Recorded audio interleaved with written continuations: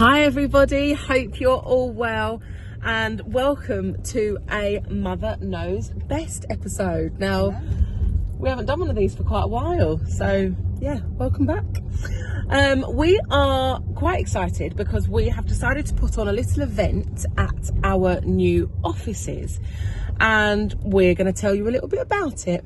So this event is going to be an opportunity for you to come in and write your lasting powers of attorney in an evening. So we're going to explain a little bit about what that entails and what that's all about. So Mum, can you tell us what is a lasting power of attorney? What's it all about? Okay, so power of attorney, you give the power to someone that you know and trust, or a professional person, could be a solicitor, a doctor, your accountant, to access certain things if you are unable to. Okay, so how many types of powers of attorney are there? We currently have in the UK two types, one for property and finance and the other for health and welfare. Perfect. So give us some kind of examples of when we would need a health and welfare lasting powers of attorney in place.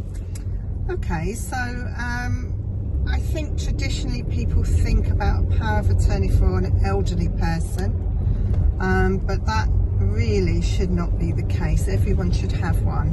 So this could be, for example, if you were in a terrible car accident and you were maybe put in a coma or something, somebody else would need access to your bank account so that you can still pay your mortgage or your bills or whatever it is.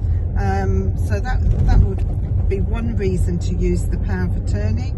It's also with the health and welfare side, they can choose which hospital you're treated in, if you need to go into long-term care, which care home you are going to go to, and lots of other medical decisions can be made by this person. Yeah. And then what about property and finance? Where does that come in? Okay, well, as I said, if you've, for whatever reason, lost mental capacity, and it can just be for a short time, doesn't have to be for the rest of your life, because, you know, as I said, in the case of maybe an accident, you might need recovery time. What it means is that person can get access to your bank accounts, pay your bills, make sure you're not behind with things. If your house needs to be sold, or your house may have to be adapted for wheelchair access, for example, or something like that, this person can oversee and make sure that things are arranged on your behalf. And this is quite a common misconception or question, I suppose, that we get asked about. Can your husband or wife get into your bank accounts if they don't have powers of attorney for you, if they needed to access your money? Nobody can get into your bank accounts, and that's the problem. You know, without the power of attorney, the banks cannot give anybody access to your money. So that is a real massive problem. Should you know, be really, really ill and bills need to be paid, that's not going to happen, I'm afraid. No. So, there we go.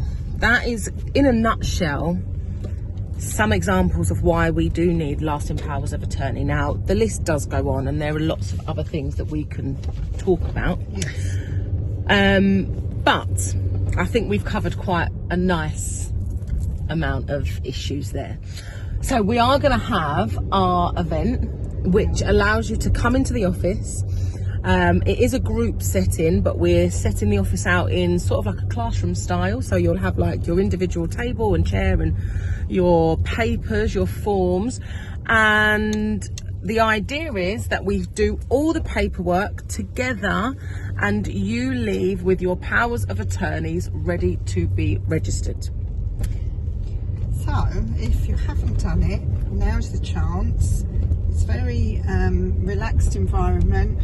We'll be guiding you on all the aspects you're going to need and details to bring with you on the evening. And yeah, if you haven't done it and you're walking around without a power of attorney, now's your chance. So we are limited to 10 spaces for this event, and I will be posting the link of how you can join us on the evening. We're going to have it on Wednesday the 21st of May, so we've got a couple of weeks, and we hope to see some of you there. Yeah, I look forward to seeing you. Have a good day.